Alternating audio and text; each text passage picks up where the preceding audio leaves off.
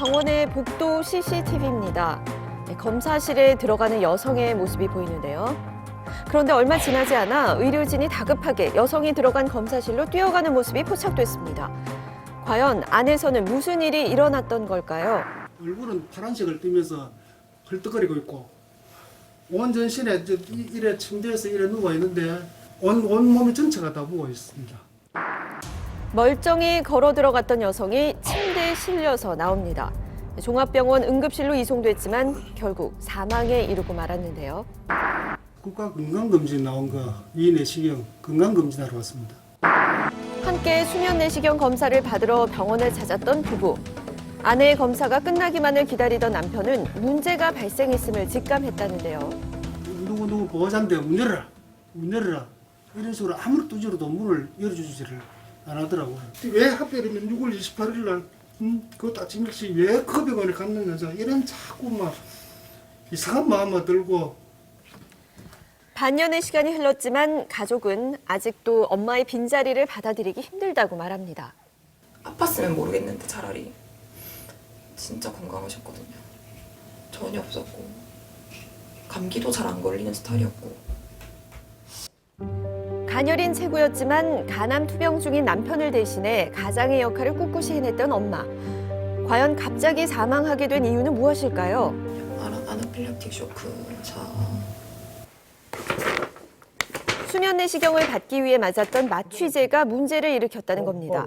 가족은 의료진의 응급처치에 의문을 제기했는데요. 아나필락시스가 일어났다 하더라도 살릴 수 있는 시간은 4분이 골든타임이거든요. 골든타임 4분을 벗어나서 기도 확보를 하기 시작했다. 한참 후에 심폐소생술을 할 수 있는 그 마취과 의사가 도착했고 그 다음에 그때부터 심폐소생술을 하고 있었습니다. 제대로 된 응급처치만 이루어졌다면 사망에까지 이르진 않았을 거라고 가족들은 말합니다. 교통사고도 아니고 아파서 돌아가신 거면 수긍이라도 하겠는데 하루아침에 그렇게 가버리시니까. 네, 건강검진으로 수면 내시경을 받으러 갔던 50대 여성이 사망에 이른 사건입니다. 사인은 약물로 인한 아나필락시스 쇼크라고 하는데 박사님, 먼저 아나필락시스가 어떤 증상인지 알아볼까요? CG를 조금 보시겠습니다. 약물이 본건과 같이 우리 몸에 들어가게 되겠죠. 그래서 정맥 주사를 통해서 몸에 들어가게 되면 우리 몸의 면역 세포에서는 이게 이상한 게 들어왔구나 하고 느끼면서 면역 매개 물질을 막 내뿜게 됩니다. 그런데 숨을 안전히 못 쉬게 되고 심장이 멎게 되고 하는 그런 일들이 일어나게 됩니다. 그래서 일어나게 되면 굉장히 무서운 그런 반응 중에 하나라고 할 수가 있겠죠. 네, 그럼 어떤 약물이 문제가 된 거죠? 의무기록상에 쓴 약을 좀 보시면 몇 가지가 있습니다. 그 CG를 좀 보시면요. 응급간호기록지에 약물이 한 3개 정도 나옵니다. 수면 내시경을 하기 전에 프로포폴과 미다졸람, 부스코판을 쓴 걸로 나와 있는데요. 이 프로포폴과 미다졸람은 사실은 간단한 처치, 시술 이런 것을 할 때에 환자들의 통증을 경감시키고 아주 편안하게 주무실 수 있도록 쓰는 그런 많이 쓰는 약제이고요. 부스코판 같은 경우는 위장관 내시경을 할 때 위에 경련이라든가 가스가 많이 차는 걸 막기 위해서 전치제를 많이 씁니다. 그래서 3가지 약물이 전부 다 가능성이 있고요. 특히 프로포폴이나 미다졸람보다는 부스코판 같은 경우가 아나필락시스에 조금 더 가까운 약이라고 할 수가 있겠습니다.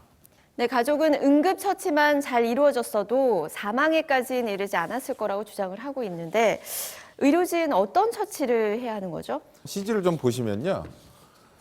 처음에 기도 삽관하기 전에 이러한 엠브라고 하는 공기 주머니하고 환자한테 닿는 마스크를 통해서 전체적으로 이걸 짜주면 코와 입을 통해서 산소가 들어가게 되는 거고요.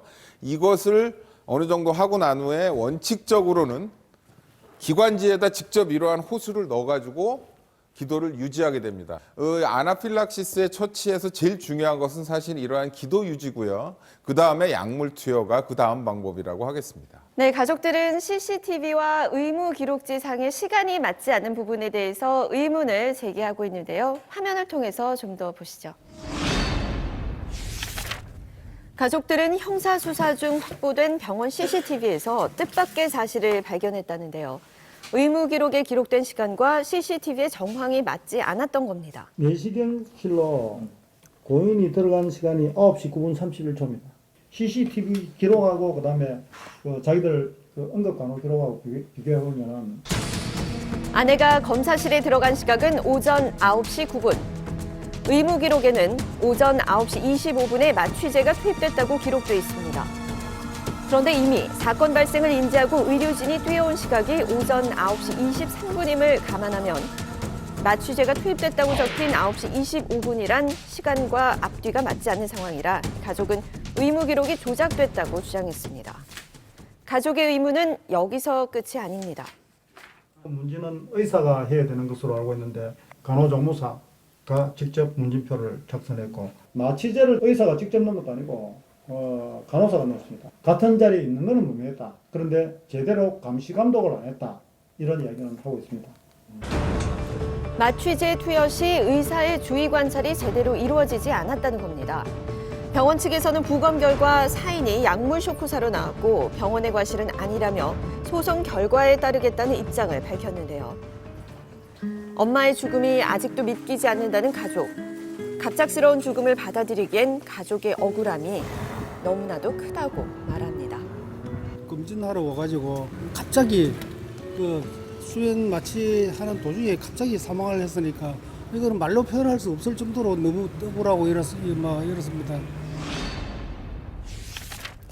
네, 가족들이 많이 답답해하고 있는 상황인데요. 변호사님, 법적으로는 이번 사건 어떻게 볼 수 있을까요? 네, 하나씩 짚어보겠습니다. 네.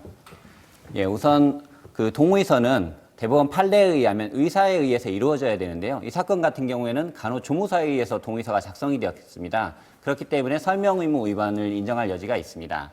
두 번째로는 CCTV 시간과 진료기록부 시간이 지금 맞지 않고 있는데요. 이 부분에 있어서는 의료법 위반에 해당합니다. 네. 그리고 응급 상황이 발생했을 때는 기도 유지가 상당히 중요한데요.